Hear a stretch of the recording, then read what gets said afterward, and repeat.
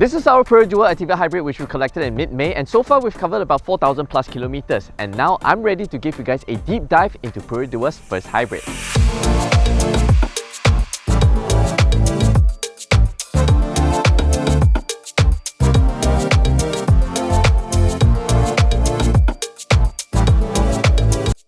Hello everybody, this is Adrian for WapCar.my and I'm all about the details. The Ativa Hybrid was brought in as a market study to see the market acceptance and feasibility towards a hybrid from Perodua as well as their subscription plan.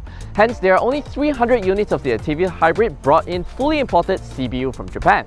Lucky customers will be offered to take home the Ativa Hybrid under a subscription plan for 500 ringgit a month for 5 years, which covers all monthly ownership costs, which includes service, maintenance, insurance and road tax. Effectively, you only have to pay for fuel throughout your entire ownership period. So being a fully imported CBU unit from Japan, the Ativa Hybrid wears the Daihatsu Rocky suit, which I personally prefer, maybe because of its novelty and because of the rugged feel that you get from this large mesh front grille.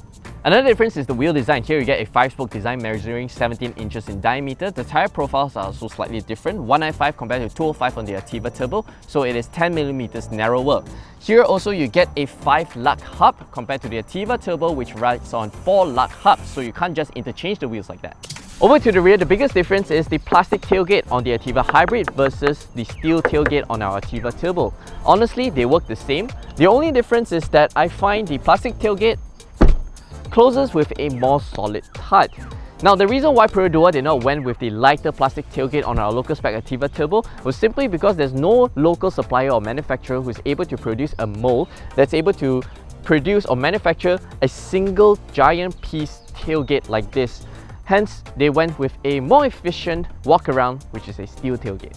Other than that, storage space is entirely the same. You also get a false boot floor with dual layer to free up extra storage space. And underneath here, you'll notice that there's no spare tyre. In its place is a tyre repair kit with an inflator, which has saved us from a flat before.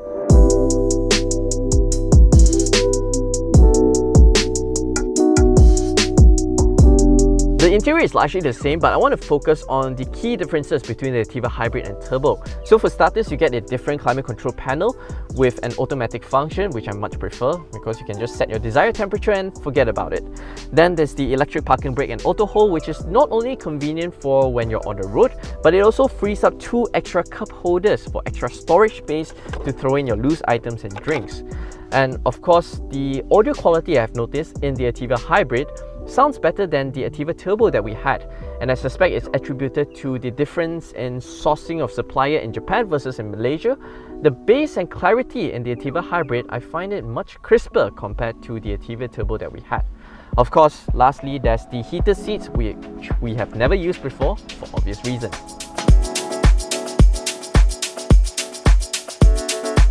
On the move, you're getting a strikingly different driving experience. It's more sprightly, more graceful, more refined in the hybrid. And because this is a series hybrid whereby the petrol engine, the 1.2 litre petrol engine, works solely as a generator to charge up the batteries, which in turn powers the front wheels. Now, even though the petrol engine does not drive the wheels at all, you will still hear the engine revving